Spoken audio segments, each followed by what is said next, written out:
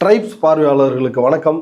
சமீபத்தில் வெளியான எம்புரான் திரைப்படம் பாஜகவினரை கடுமையாக மனதை புண்படுத்தியுள்ளது என்ற குற்றச்சாட்டின் அடிப்படையில் அந்த படத்திற்கு எதிரான விமர்சனங்களை தொடர்ந்து சங்கிகள் வைத்து வரும் நிலையில் எம்புரான் தயாரிப்பாளர் கோகுலம் கோபாலன் அவர் வீட்டுக்கு நேற்று இடி ரைடு போனது.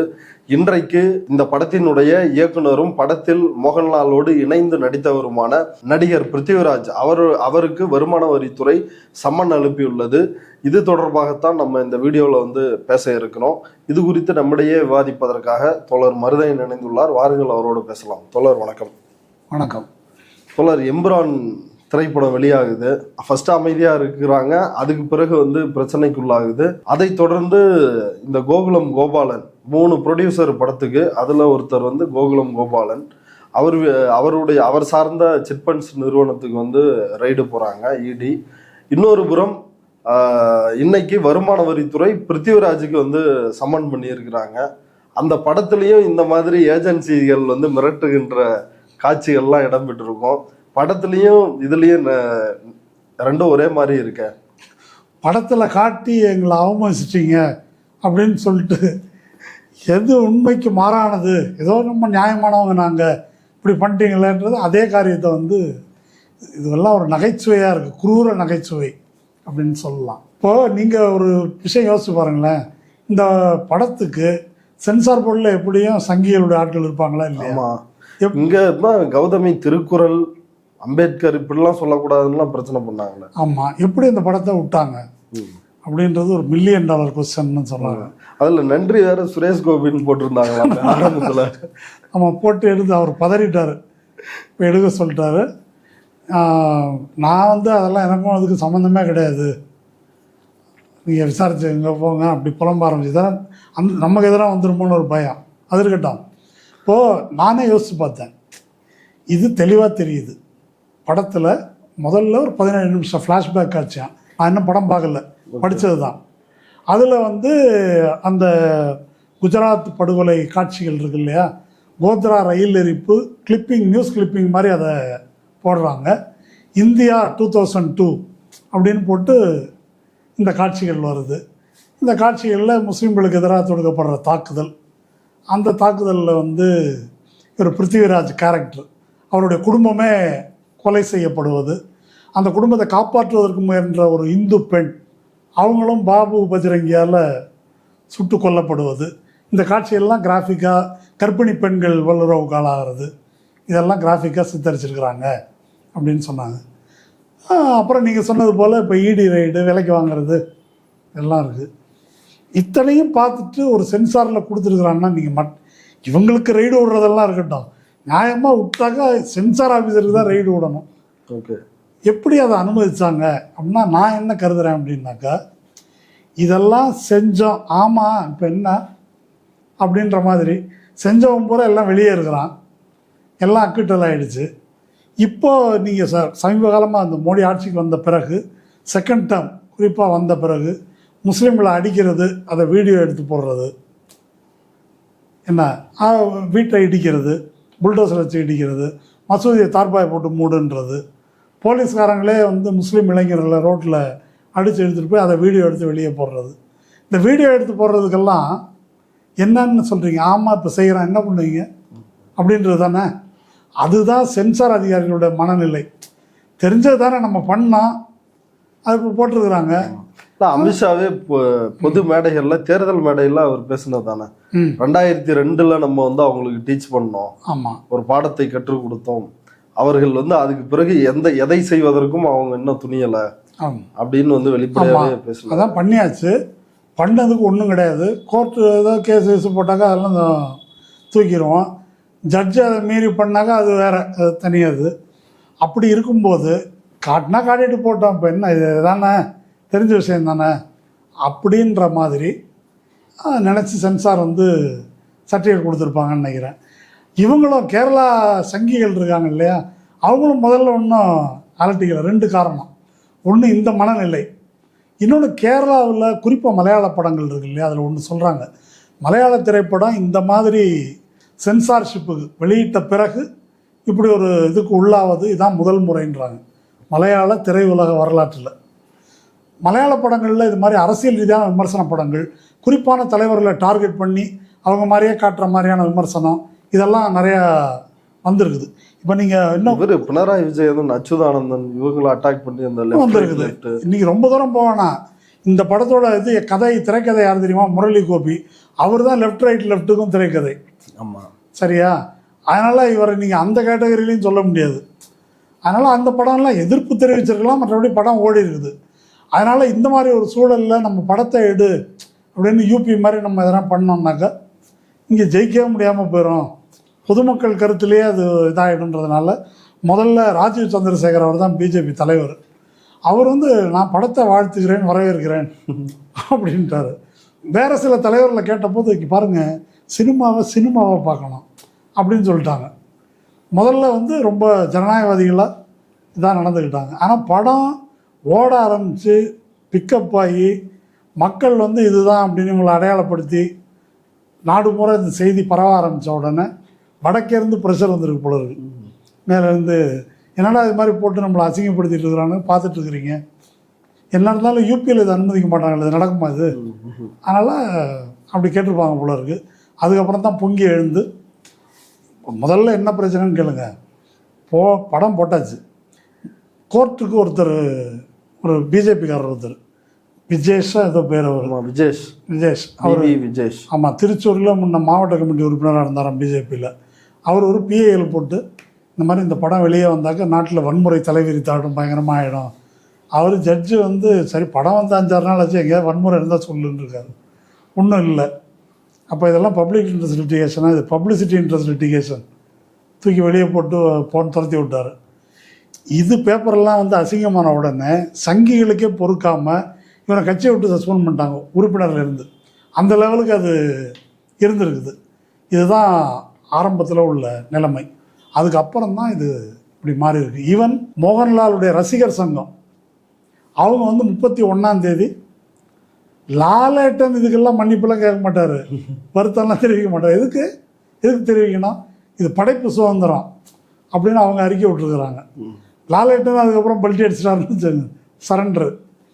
அங்கே மலையாள பத்திரிகை உலகம் என்ன சொல்கிறாங்க அப்படின்னா, ஒருவேளை மோகன்லால் மட்டும் இந்த படத்தில் நடிக்கவில்லை என்றால் இந்த சென்சார் கட்டுக்கெல்லாம் பிருத்திவிராஜே ஒத்துட்டு இருக்க மாட்டார், யாரும் சம்மதித்திருக்க மாட்டார்கள்.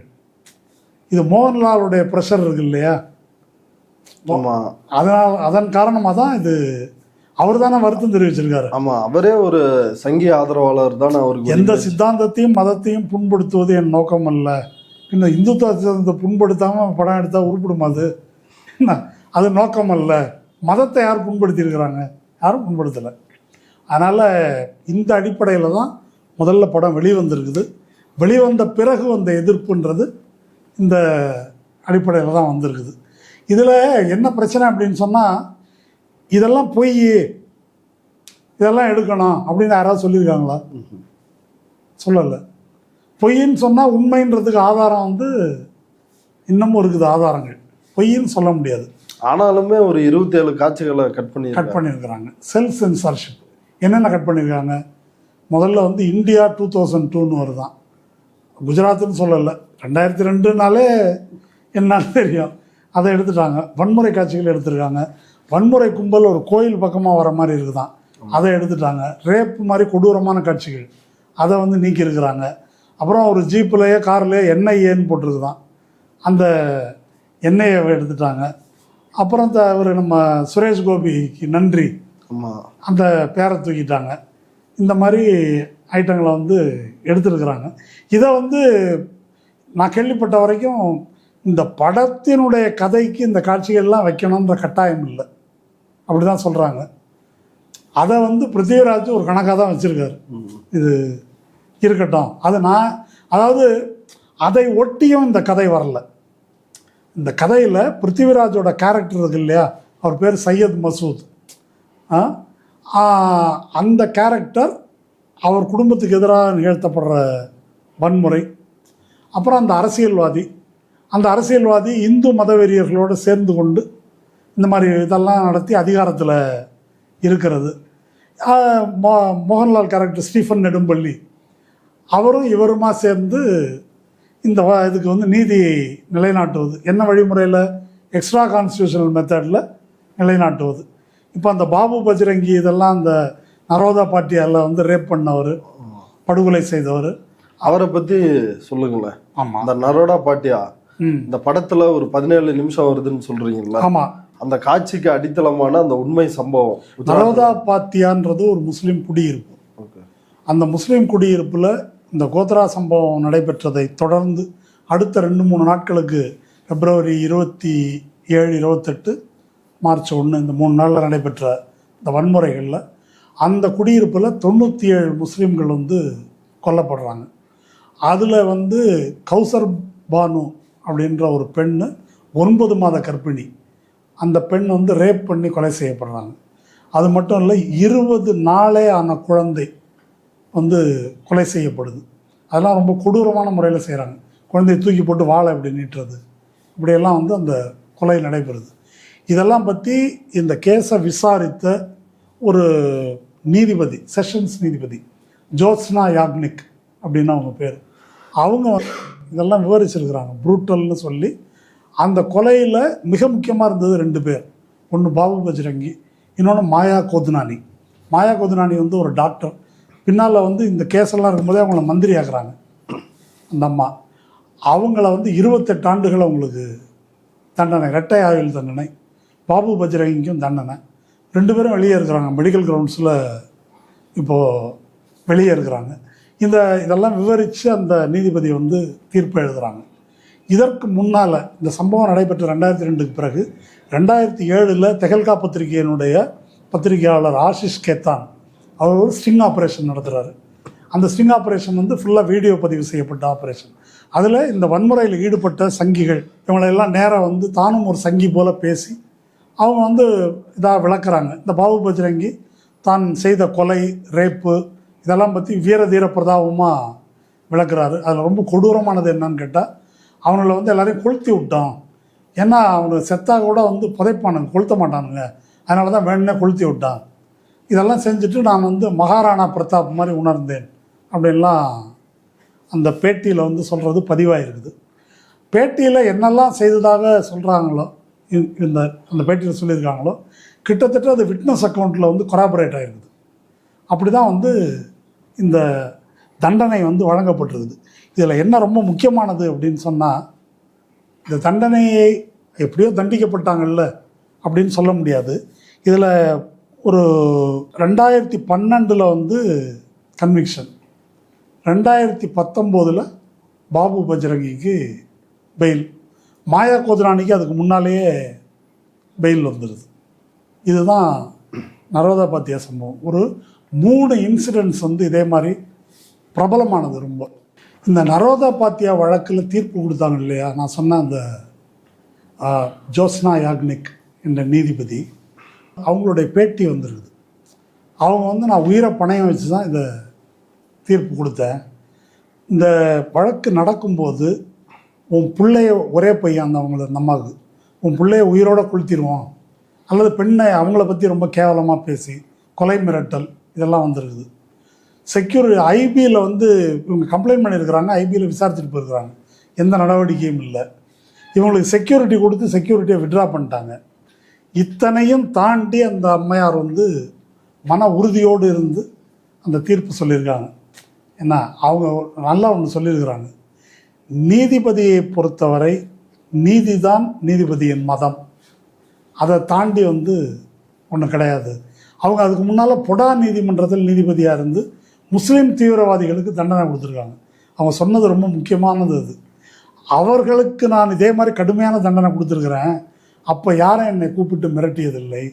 எப்போ மிரட்டல் வந்திருக்குன்னாக்கா, இவங்களுக்கு இதை விசாரிக்கும் போது தான், சரி ரிட்டையர் ஆகிட்டாங்க, அவங்க வேறு எந்த பதவியும் கேட்கல, ரிட்டையர் ஆகி ஒரு ப்ரைவேட் லா காலேஜில் வாத்தியார் டீச்சர் வேலைக்கு போகிறாங்க, அங்கே மிரட்டல், லா காலேஜில் வாத்தியாரை வச்சுக்கக்கூடாது அப்படின்னு அங்கேருந்து ரிசைன் பண்ணி வெளியே வராங்க.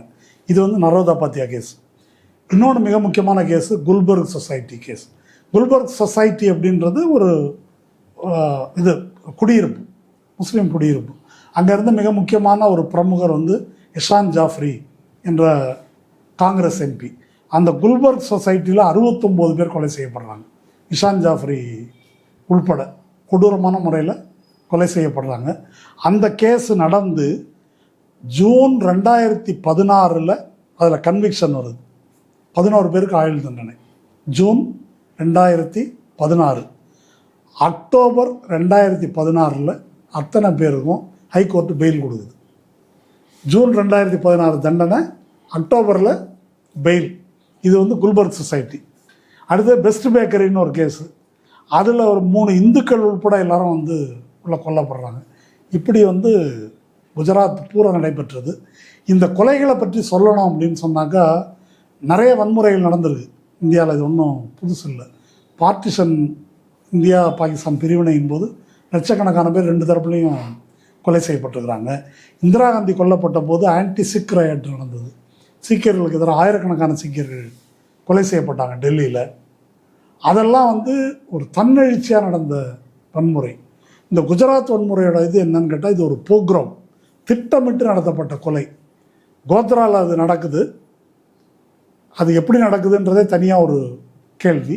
அது நடந்த மறுநாள்லேருந்து அந்த பாடியெல்லாம் ஊர்வலமாக இங்கே கொண்டு வராங்க. இங்கே கொண்டு வந்தால் கலவரம் நடக்கும்ன்றது தெரியும், அதுக்காக தான் கொண்டு வராங்க. கொண்டு வந்த பிறகு வன்முறை தொடங்குது. அந்த வன்முறையில் வந்து முஸ்லீம் வீடுகள், கடைகள் அடையாளமிடப்பட்டு வாக்காளர் அடையாள அட்டையை வைத்து கொண்டு பார்த்து பார்த்து தாக்குதல் நடந்துருக்குது. அப்போ அந்த மாதிரியான ஒரு வன்முறை. இப்போ இதை வந்து பிருத்திவிராஜ் வந்து ஏன் போட்டிருக்கிறாரு, ஒருவேளை கதைக்கு இது தேவையில்லை என்ற, இது இல்லாமல் கூட இந்த லூசிஃபர் 2 கதையை சொல்ல முடியும் என்றால் கூட அதை அவர் வச்சிருக்கிறதுக்கு காரணம் என்னன்னு நினைக்கிறேன்னா, இதை வந்து இப்படி ஒரு வன்முறையை, இப்படி ஒரு அநீதி நடந்திருக்கிறத ஆவணப்படுத்தியிருக்கிறார். மக்களுடைய நினைவில் இப்போ இன்றைக்கி எவ்வளோ பேருக்கு தெரியும் அது? இந்த இளம் தலைமுறை ஒரு 20-30 வயசானவங்களுக்கு 2002 நடைபெற்றது இது வந்து தெரிய வாய்ப்பு இல்லை. இப்போ இந்த காட்சியை பார்த்தா இது மாதிரி தான் நடந்தது. இப்படி தான் மோடி வந்து பிரதமரானார், முதல்வராகி அதுக்கப்புறம் பிரதமரானார் என்பதை பதிய வைப்பதற்கான ஒரு விஷயமாக வந்து இதை நம்ம எடுத்துக்கலாம். அப்படி வந்து, அதாவது நான் சொல்கிறது, இப்போ ஹேராம் படம் இருக்குது. ஹேராம் படத்தில் வந்து தான் பாதிக்கப்பட்டது, பிரிவினை காலத்து கலவரத்தை மையமாக வச்சு எடுத்த படம். அதில் தன்னுடைய மனைவிக்கு ஏற்பட்ட பாதிப்பிலிருந்து பழி வாங்கணும்னு போய் காந்தியை கொலை செய்ய போய் மனம் திரும்புகிறவராக கமலஹாசன். அந்த கதை வந்து அது வழியாக வருது, அந்த பாதை தப்பு அப்படின்னு சொல்லி. இந்த கதை வந்து அப்படி இல்லை. இந்த கதை எப்படி, கதை தனி கதையில் ஒரு பேக்ரவுண்ட் ஸ்டோரி இது. இந்த பேக்ரவுண்ட் ஸ்டோரியிலேருந்து என்ன வருதுன்னா, அந்த பாபு பஜ்ரங்கி யதார்த்தத்தில் தண்டிக்கப்படவில்லை, அதில் வந்து அவர் சுட்டு கொண்டுறாருன்னு நினைக்கிறேன் இல்லையா? அப்படிதான், ஆமாம், அந்த மாதிரி சொல்கிறாங்க. அப்படி வந்து அதில் காட்டப்பட்டிருக்குது. அதான் இதனுடைய ரிலவன்ஸ்ன்னு பார்க்குறேன். ஓகே. இது இப்போ இடி ரைடு வந்திருக்குது, அதை தொடர்ந்து ஐடி சம்மன் பண்ணிருக்கிறாங்க. இந்த நடவடிக்கைகளை எப்படி புரிஞ்சுக்கிறது? இல்லை, இந்த நடவடிக்கைகள் அரசியல் அரங்கில் மோடி ஆட்சிக்கு வந்ததுலேருந்து எல்லா கட்சிகளுக்கும் நடக்குது, எல்லாருக்கும் நடக்குது. இப்போ இவங்களுக்கு நடக்கிறதுல வந்து எதுவும் அதிசயமாக எனக்கு தெரியல. குறிப்பாக இந்த கோகுலம் சிட்ஸ் கோபாலன் இருக்கார்ல, 2017 எந்த கேஸுக்காக, ஃபெமா கேஸ், எந்த கேஸுக்காக இவருக்கு ஒரு இடி ரைடு நடந்ததோ அதே கேஸுக்காக தான் இப்போ இடி ரைடு நடக்குது. 2017 நீங்கள் எத்தனை வருஷம் ஆச்சு? 8 வருஷம் ஆச்சு. 17 ரைடு பண்ணி என்னாச்சு? 8 வருஷமாக ஒன்றும் நடக்கலை. இவர் நடுவில் ஏதாவது நன்கொடை கொடுத்தாரா என்னன்னு நமக்கு தெரியல. இப்போ ரைடு வந்திருக்குது. இப்போ இவர் பிருத்திவிராஜுக்கு ஐடி நோட்டீஸ் வந்திருக்குது. அப்போ இந்த மாதிரி கருத்து சொல்பவர்கள் அப்படிங்கள அச்சுறுத்தி பணிய வைப்பது, மிரட்டுவது, அதில் எதுவும் கூச்சநாச்சமே பார்க்கல. இப்போ இந்த குணால் கம்ரா காமெடின்னு இருக்கார் இல்லையா, அவர் மகாராஷ்டிராவில் ஷிண்டே அஜித் பவாரை பற்றி காமெடியாக பேசினார். அவர் மேலே கேஸை போட்டு மிரட்டிட்டு இருக்கிறாங்க. அந்த நிகழ்ச்சி நடத்தின ஹாலை இடிச்சிட்டாங்க. இது பத்தாதுன்னு வேடிக்கை பார்த்தவனுக்கெல்லாம் சம்மன் கொடுத்துருக்காங்க. நிகழ்ச்சியை வேடிக்கை பார்த்தவனுக்கெல்லாம் சம்மன் கொடுத்துருக்காங்க. அதனால் வேடிக்கை பார்த்தவனுக்கே சம்மன் கொடுக்குற நாட்டில் படம் தயாரித்தவனுக்கு இடி ரைடு வருமா வராதா? கண்டிப்பாக வரும். ஆமாம். அதனால் அப்படிப்பட்ட ஒரு கொடூரமான ஒரு இதுதான் வந்து நேரடியாக களத்தில் இறங்கி வந்து அது மாதிரி செய்கிறாங்க. இது இப்போ இதில் பிருத்திவிராஜ் அவங்க ஃபேமிலி, அவங்களும் வந்து பிஜேபி சப்போர்ட்டர்ஸ் தான் அப்படின்னு ஒரு கருத்து இருக்கு. ஃபேமிலின்னா பிருத்திவிராஜும் பிஜேபி சப்போர்ட்டரா? பிருத்திவிராஜ் இல்லை, பிருத்திவிராஜோட அம்மா மல்லிகா சுகுமாரன் அவங்க ஒரு நடிகைன்னு சொல்கிறாங்க. அவங்க வந்து இப்போ கடந்த தேர்தலில் மோடிக்கு பிரச்சாரம் பண்ணாங்களாம். என்ன இப்போ என் மகனை இது மாதிரி தாக்குறீங்களேன்னு அவங்க வந்து புலம்பிட்டு இருக்கிறாங்க. ஆனால் இவர் வந்து ஆன்டி ஹிந்துத்துவா அப்படின்னு மலையாள பத்திரிகை உலகில் அவங்க சொல்கிறாங்க. மலையாள பத்திரிகை உலகில் இன்னொரு சொல்கிறாங்க, ஒரு இன்டர்வியூவில் பார்த்தேன், ஒருவேளை மோகன்லால் இந்த திரைப்படத்தில் நடிக்காமல் இருந்திருந்தால் பிருத்திவிராஜ் வந்து இதுக்கு ஒத்துக்கிட்டு இருக்க மாட்டார். எதுக்கு இந்த சுய தணிக்கை இருக்குல்ல, செல்ஃப் சென்சார்ஷிப். ஏன்னா முந்திக்கிட்டு மோகன்லால் தான் மன்னிப்பு கேட்குறாரு. மன்னிப்பு கேட்டு அந்த ப்ரெஷரில் தான் வந்திருக்கு. தயாரிப்பாளர்களும் இருக்கலாம்னு வச்சுக்கோங்க. இந்த கோகுலம் கோபால், ஆமாம் ஆமாம், எங்களுக்கு அரசியலும் சம்மந்தம் இல்லை ஐயா, அவர் தான் ஃபஸ்ட்டு இந்த கட்டெல்லாம் எடுக்கணும்னு சொன்னாராம். ஆமாம், அதை வந்து சொல்லியிருக்காங்க. ஏன்னா பிருத்திவிராஜ் என்ற அவருடைய தனிப்பட்ட முறையில் அவர் இதுக்கு வணங்கி இருக்க மாட்டார் அப்படின்னு அவங்க கருத்து சொல்கிறாங்க. இது அதாவது இப்போ இது எவ்வளோ கிளாரிங்காக செய்கிறாங்க அப்படின்றது. இதே கேரளாவில் கேரளா ஸ்டோரி வந்தது. 23,000 பெண்களை இந்த மாதிரி முஸ்லீம்மா வந்து மாற்றி கல்யாணம் பண்ணிட்டு போய் ஐஎஸ்ஐஎஸ்க்கு கொடுத்துட்டாங்க அப்படின்றது தான் கதை. உண்மை என்ன? சுப்ரீம் கோர்ட்டு இது பொய், அங்கே ரெஜிஸ்டர் அது மாதிரி ரெஜிஸ்டர் இருக்கிற கேஸு 3 அப்படின்னு சொல்லுது. நேற்று முந்தா நாள் இந்தியா டுடேயில் டிவியில் ராஜீவ் சர்தேசாய் பேட்டி, அதில் ராகுல் ஈஸ்வர்னு சொல்லிட்டு ஒரு ரைட்டிங் அங்கே இருக்கார். அவர் சொல்கிறாரு அது பொய், 3 பேர் தான், இது மாதிரிலாம் மிகைப்படுத்தியிருக்க வேணாம் அப்படின்னு சொல்லிட்டு அவர் நியாயமாக ஒரு கருத்து சொல்கிறாரு. நீ எடுத்ததெல்லாம் ரைட்டு, ஆனால் அந்த கோத்ரா ரயில் பெட்டி எரிப்பு நடந்துச்சு இல்லையா, அதையும் நீங்கள் காட்டியிருக்கணும்ல. அதை காட்டிட்டு இதெல்லாம் காட்டியிருக்கணும்ல. இது அவர் மட்டும் சொல்லலை, ஆர்எஸ்எஸ் பத்திரிகை ஆர்கனைசரில் எழுதியிருக்கிறாங்க. ஆர்கனைசர் வந்து இது ஆன்டி ஹிந்து ஆன்டி பாரத் படம் அப்படின்னு நம்ம எச்ராஜா சொல்கிற மாதிரி தான், ஆன்டி இண்டியன் ஆன்டி ஹிந்து அப்படின்னு அதான் சொல்லியிருக்காங்க. சொல்லிவிட்டு அவங்க சொல்லியிருக்கிற கருத்து இது. இந்த மாதிரி அதாவது இந்த கோத்ராவில் ரயில் பெட்டி எரிக்கிறத ஒரு முஸ்லீம் கும்பல் வந்து ரயில் பெட்டிக்கு தீ வைக்கிற மாதிரி காட்டிட்டு அப்புறம் இதெல்லாம் நீங்கள் காட்டியிருந்தீங்கன்னா எங்களுக்கு ஒன்றும் பிரச்சனை இல்லை. இப்போது இந்த லாஜிக் என்ன ஒத்துக்கலாமா? நம்ம இதை என்ன சொல்லலாம்? இல்லை, அந்த உண்மையே வந்து உள்ளே இருந்து எரிஞ்சது தானே, வெளியில இருந்து யாரும். ஆனால் நீதிமன்ற தீர்ப்பு அப்படி இல்லையே. ஓகே, இப்போ நீங்கள் சொல்கிறது உண்மை. அதாவது அந்த ரயில் பெட்டி எரியுது. இப்போ இந்த தலைமுறை பார்வையாளர்களுக்கு தெரியணும், அது அயோத்தியாவுக்கு போயிட்டு வர்ற ஒரு கரசேவகர்கள் பெட்டி. இவங்க கூட்டின்னு போயிட்டு திருப்பி கூட்டின்னு வராங்க.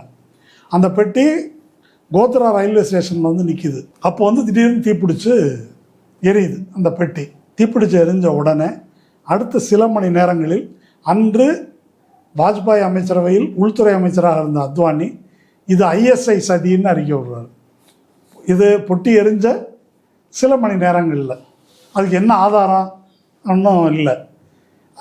உடனே என்ன செய்கிறாங்க, அப்போ மோடி தான் முதல்வர், உடனே இந்த பாடியை பூரா வந்து ஊர்வலமாக அங்கே எடுத்துட்டு வாங்க அப்படின்னு. ஆனால் அங்கே அந்த உள்ளூர் மாவட்ட கலெக்டர் வந்து இது விபத்து தான் அப்படின்னு அவர் ரேடியோஸ் இங்கெல்லாம் பேட்டி கொடுத்துருக்காரு. சரி, அதுக்கு பிறகு இதை பற்றி ஃபாரன்சிக் ஆய்வுகள் நடக்குது. அப்போது ரயில்வே மினிஸ்டராக பின்னால் வந்து முலாயம் சிங் யாதவ் வந்தபோது பானர்ஜி, ஓய்வு பெற்ற நீதிபதி பானர்ஜி தலைமையில் ஒரு கமிஷன் போடுறாங்க. அந்த பானர்ஜி கமிஷன் ஃபாரன்சிக் எக்ஸ்பர்ட்ஸ் எல்லாம் இந்த பெட்டி எரிந்திருக்கிற முறை இருக்கு இல்லையா, அதெல்லாம் பார்த்து உள்ளுக்குள்ளே சிலிண்டரை வெடித்து தான் இது எரிஞ்சிருக்கு. சிலிண்டர் தானாக வெடித்து தான் வெடிக்க வைக்கப்பட்டதான்றது நமக்கு தெரியாது. ஏன்னா இப்போது ராமர் கோயில் கட்டினாங்க இல்லையா, கட்டினப்போ வந்து பக்தர்கள்லாம் எல்லாரையும் நாங்கள் கூட்டின்னு போகிறோம் ரயிலில் அப்படின்ன போது உத்தவ் தாக்கரே வந்து ஒரு அறிக்கை விட்டார். பார்த்து கோத்ராவில் நடந்தது ஞாபகம் வச்சுங்க, ட்ரெயினில் போகிறீங்க அப்படின்னு சொல்லியிருந்தார். என்ன, அப்போ அவர் கூட்டாளியாக இருந்தார்ல, அதனால் அவருக்கு மேட்ரு தெரிஞ்சிருக்கலாம். அது வந்து உத்தவ் தாக்கரே சொன்னது. ஆனால் இவங்க என்ன சொன்னாங்கன்னா வெளியே இருந்து தான் கொளுத்துனது அப்படின்னு சொல்லி தான் நீதிமன்றம் தீர்ப்பளித்திருக்கிறது. அந்த அடிப்படையில் இதை ஆனால் உயர்நீதிமன்றம் என்ன சொல்லிடுச்சு அப்படின்னாக்கா, இது வந்து ஒரு பயங்கரவாத நடவடிக்கைலாம் சொல்லவே முடியாது அப்படின்னு குஜராத் ஹைகோர்ட் சொல்லியிருக்கு. இதான் கேஸ். ஓகே, இது இருக்கட்டும்.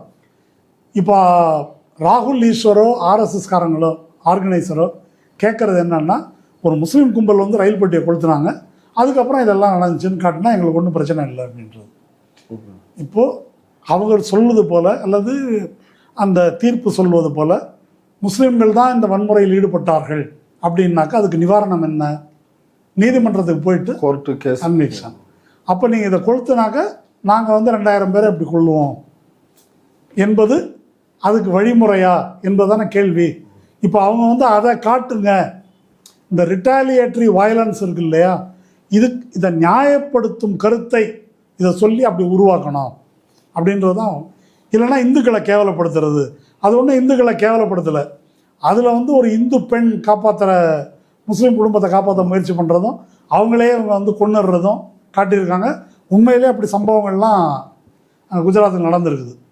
அதனால் இந்த எக்ஸ்ட்ரா கான்ஸ்டியூஷனல் மெத்தட்ஸில் கலவரம் செய்து கொலை செய்வது என்பதை நியாயப்படுத்தும் விதத்தில் இதை எடுத்துருக்கணும் அப்படின்றது அவங்க கருத்து.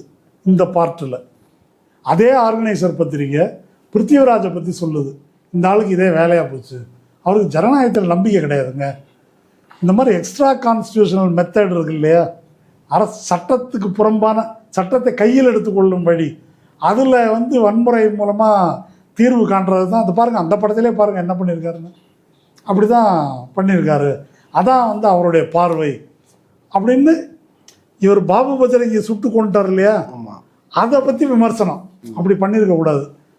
ஆனால் பாபு பஜரங்கி செஞ்சது, அவருக்கு உடம்பு சரியில்லைன்னு சுப்ரீம் கோர்ட்டுக்கு போய் கவர்மெண்ட்டே, குஜராத் கவர்மெண்ட்டே ஜாமீன் வாங்கி வெளியே விடணும். ஆமாம், இதை தான் காட்சிப்படுத்தி இருந்தால் அவங்களுக்கு. ஆமாம், பில்கிஸ் பானுக்கு பண்ணாங்கல்ல, அதில் அதாவது பில்கிஸ் பானு ரேப்பிஸ்ட்டை மாலை போட்டு கூட்டின்னு வந்து எல்லாம் பண்ணுவாங்கலாம், அதில் ஒன்றும் அவங்களுக்கு கூச்சம் இல்லை. ஆசிஃபா ரேப்பிஸ்ட்டுக்கு ஊர்வலம் போவாங்க, அதுலேயே கூச்சம் இல்லை. ஆனால் இந்த படத்தில் காட்டிட்டது தான் இப்போ அவங்களுக்கு வந்து பெரிய மான பிரச்சனை ஆயிடுச்சு. இப்போ இந்த படம் இப்போ பிபிசி டாக்குமெண்ட்ரி வந்துச்சு, அதுக்கு கடுமையான எதிர்ப்புகள் இதே ஆர்எஸ்எஸ் பாஜக தரப்புல இருந்துச்சு. இதை போன்ற வேறு படங்கள் வந்திருக்குதா, அதுக்கு எப்படி உங்க ரியாக்ட் பண்றீங்க? இல்லை, இப்போ குஜராத் படுகொலையை பற்றி சீரியஸாக படங்கள் வந்துருக்கு. ஒரு டாக்குமெண்ட்ரி வந்துருக்கு, ஃபைனல் சொல்யூஷன் அப்படின்றது டாக்குமெண்ட்ரி. அதை எடுத்தவர் வந்து ராகேஷ் சர்மா, இந்த படம் எடுத்தவர். அந்த படத்துக்கு வந்து அப்போது அனுபம் கேர் வந்து சென்சார் போர்டில் இருந்தார். காங்கிரஸ் தான் ஆச்சு, கொடுக்கக்கூடாதுன்னு சொல்லி தடுத்து நிறுத்தி, அப்புறம் அதை தாண்டி அது வெளியே வந்து அவார்டெல்லாம் வாங்கினது. அடுத்தது ஃபர்சானியான்னு ஒரு படம் 2007. அந்த படத்தை எடுத்தவர் வந்து ராகுல் தொலாக்கியான்னு ஒருத்தர். அந்த படம் என்னன்னா, இந்த நரோதாபாத்தியா குடியிருப்பில் ஒரு பார்சி பையன் காணாமல் போயிடலாம்,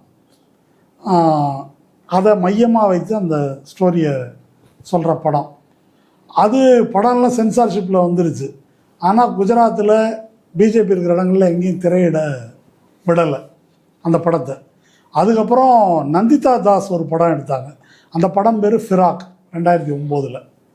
அது வந்து குஜராத் கலவரத்தில் பாதிக்கப்பட்டவர்கள் இருக்காங்கள்ல, படுகொலையில், அவங்களுடைய நினைவுகளை வந்து சொல்லி இருக்கிற மாதிரி அந்த படமும் சென்சாரில் வந்து வெளியே வந்துச்சு. ஏன்னா இப்போது யூபிஏ ஆட்சி, ஆனால் திரையரங்குகள் எங்கேயும் திரையிட அனுமதிக்கலை. அதுக்கப்புறம் தான் பிபிசி, அந்த பிபிசி டாக்குமெண்ட்ரியில் என்ன வருது, மோடி இதுக்கு பொறுப்பு அப்படின்னு சொல்லக்கூடிய ஸ்டேட்மெண்ட் வருது. அதனால் அதை திரையிட விடலை. அவங்களுக்கு ஐடி ரைடெலாம் நடத்துனாங்கல்ல, ஆமாம், பிபிசிக்கு. ஆமாம், இதுதான் அந்த படங்களுக்கு நடந்திருக்குது. அதான் சொல்கிறேன், இப்போ குணால் கமராவுக்கு வேடிக்கை பார்த்தவனுக்கே சம்மன் வருது அப்படின்னாக்கா, அச்சுறுத்தி பணிய வைப்பது, பேசக்கூடாது. இது நீங்கள் வந்து ஆர்ட்டு கலைத்துறைக்கு மட்டும் இல்லை, பேச்சு எழுத்துத்துறை, மீடியா, அரசியல்வாதிகள் எல்லாருக்கும் இருக்குல்ல, நீதிபதிகள். இப்போ நான் சொன்னேன், ஜோஸ்னா யாக்னிக்கு வந்து இன்னும் உயிரோடு இருக்கிறாங்க, அது ஏதோ அதிசயம். லோயாவுக்கு என்ன நடந்தது இல்லையா, சொரப்தீன் ஷேக்கு கொலை வழக்கில் ஃபேக் என்கவுண்டர் கேஸில் அமித்ஷா அக்யூஸ்டு.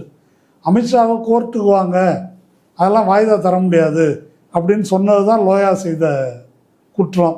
அதனால் அவர் நெஞ்சுவலி வந்து இறந்து போனார் அப்படின்னு கதையை வந்து முடிச்சிட்டாங்க. ஆகையினால் அச்சுறுத்துவது அப்படின்றது அரசியல் அரங்கில் நடக்குது, நீதித்துறையில் நடக்குது, எல்லா துறைகளிலும் நடக்கிறது. காவல்துறையில் இந்த குஜராத் ரயட்டில் உண்மையை பேசியதற்காகத்தான் சஞ்சீவ் பட் இன்னமும் சிறையில் இருக்கிறார், ஆயுள் தண்டனை கைதியாக சிறை வைக்கப்பட்டிருக்கிறார். அவர் தான் வந்து சொல்றாரு இல்லை, மோடி அவர் எதுக்காக சஞ்சீவ் பட் சிறையில் இருக்காரு, சஞ்சீவ் பட் ஏன் சிறையில் இருக்கிறார், ஹரேன் பாண்டியா ஏன் கொலை செய்யப்பட்டார், ரெண்டுக்கும் ஒரே கதை தான். சஞ்சீவ் பட் வந்து போலீஸ் ஆஃபீஸர். இந்த கலவரம் தொடங்கி நடக்கும்போது நடைபெற்ற சட்டம் ஒழுங்குக்கான கூட்டம் முதல்வர் தலைமையில் நடந்த கூட்டத்தில் இந்துக்கள் தங்களுடைய கோபத்தை காட்டட்டும், தலையிடாதீர்கள் அப்படின்னு மோடி சொன்னார் என்பதை நீதிபதி கிருஷ்ணய்யர் தலைமையில் ஒரு பீப்புள்ஸ் கோர்ட் அப்படின்னு சொல்லிட்டு இதுக்கப்புறம் ஒன்று வைக்கிறாங்க. அதில் அவர் வாக்குமூலமாக சொல்கிறாரு. இவர் சொன்னாருன்ற செய்தி வெளியே வந்துடுது. அதுக்கான ஆதாரங்களையும் அவர் கொடுக்குறாரு.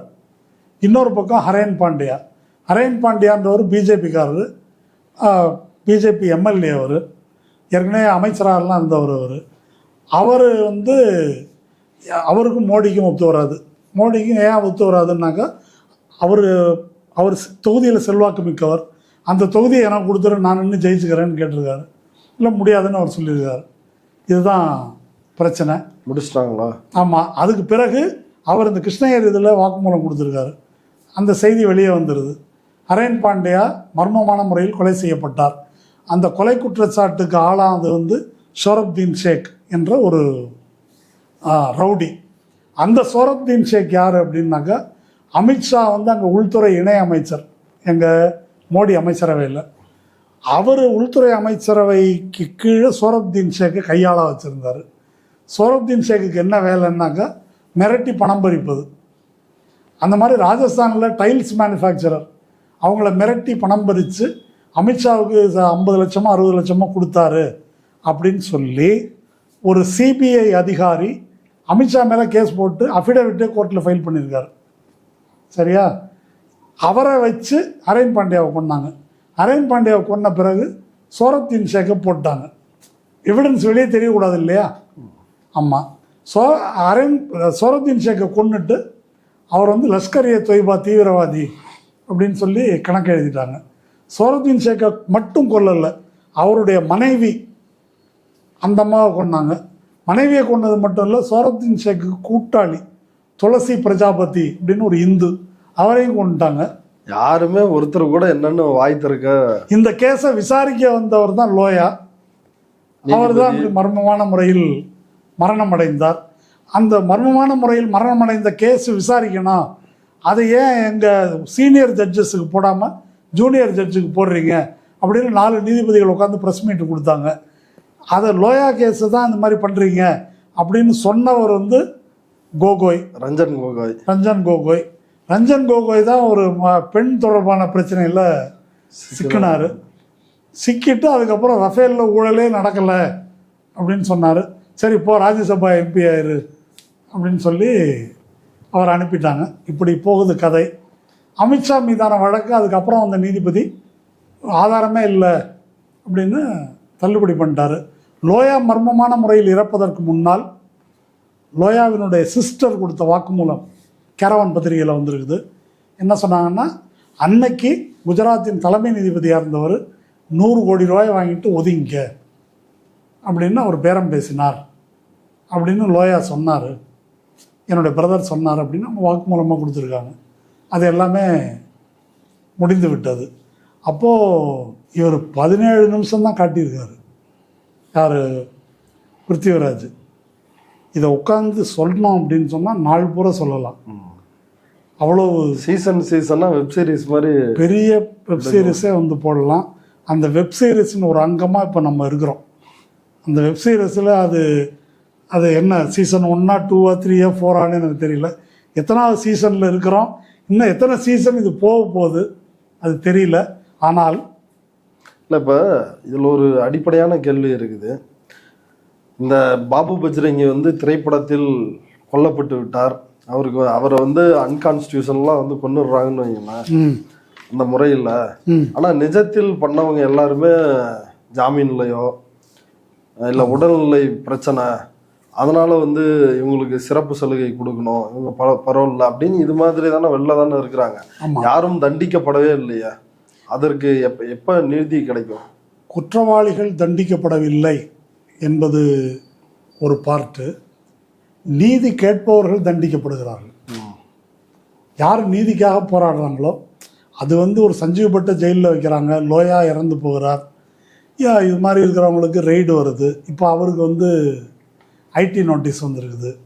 அப்போது குணால் கம்ரா போன்றவர்கள், அது எண்ணற்ற இது மாதிரி நிறைய பேரை சொல்லிகிட்டே போகலாம். நம்ம அப்போ இதில் எப்போ தான் நீதி கிடைக்கும் அப்படின்னாக்கா, நீதிக்காக தைரியமாக ஃபைட் பண்ணுறது ஒன்று தான் நீதியை உத்தரவாதப்படுத்துவதற்கான வழி.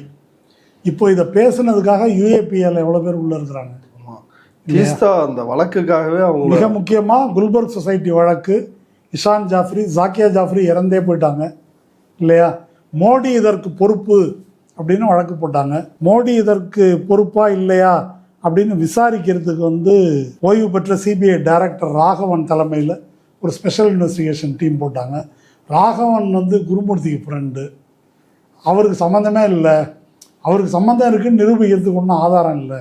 இது எப்படின்னு கேட்டால், அண்ணா யூனிவர்சிட்டியில் ஒரு பெண் ரேப் பண்ணப்பட்டா ஸ்டாலின் ஏன் பேசவில்லை அப்படின்னு கேட்குறாங்க. அங்கே 2000 பேர் கொண்டிருக்கிறான், இவ்வளோ ரேப்பு, நாடே பற்றி எரிஞ்சிருக்குது, நீ ராஜ தர்மத்தை வழுவி விட்டாய் அப்படின்னு சொல்லி பிரதம மந்திரி வாஜ்பாய் மோடியை குற்றம் சாட்டியிருக்கிறாரு. ரிசைன் பண்ணு அப்படின்னு வாஜ்பாய் ப்ரெஷர் கொடுக்க மோடியை காப்பாற்றினது அத்வானி. அந்த அத்வானிக்கு பின்னால் மோடி அல்வா கொடுத்துட்டாரு. இப்படி போகுது கதை என்ன. அப்போது இதெல்லாம் நடந்துருச்சு. இவ்வளவு நடந்த பிறகும் மோடிக்கு இதில் சம்மந்தம் இருக்குன்னு சொல்கிறதுக்கு உரிய ஆதாரம் இல்லை அப்படின்னு ராகவன் சொல்லிட்டாரு. அவர் சைப்ரஸுக்கு தூதராக உடனே அவரை அனுப்பி வச்சுட்டாங்க. இதுதான் இந்த குற்றங்களோடு சமரசம் செய்து கொள்பவர்களுக்கு பதவி, தட்டி கேட்பவர்களுக்கு தண்டனை, தலை நிமிர்ந்து நிற்பவர்களுக்கு தண்டனை. அப்படி தான் இது வரைக்கும் இருக்குது. காங்கிரஸ் 10 ஆண்டு ஆட்சி இருந்துச்சுல்ல, குஜராத் கலவரத்துக்கு பிறகு அவங்களோட அணுகுமுறை எப்படி இருந்துச்சு? இதில் அணுகுமுறை நினச்சிருந்தா தண்டிச்சிருக்கலாம்ல. இல்லை, ஓரளவு தண்டனை வந்திருக்கிறது அந்த பீரியடில் தான். காங்கிரஸ் பீரியடில் தான் அது நவுந்து இருக்குது ஓரளவுக்கு. அதாவது காங்கிரஸ், ஆனால் ஒரு முதலமைச்சராக தான் மோடி இருந்திருக்காரு. அவர் எப்படி இந்த விசாரணை அமைப்புகள் எல்லாத்தையும் எப்படி இன்ஃப்ளூயன்ஸ் பண்ணியிருக்காங்க? இல்லை, நான் இப்படி இதில் 2 விஷயம் பார்க்கணும்.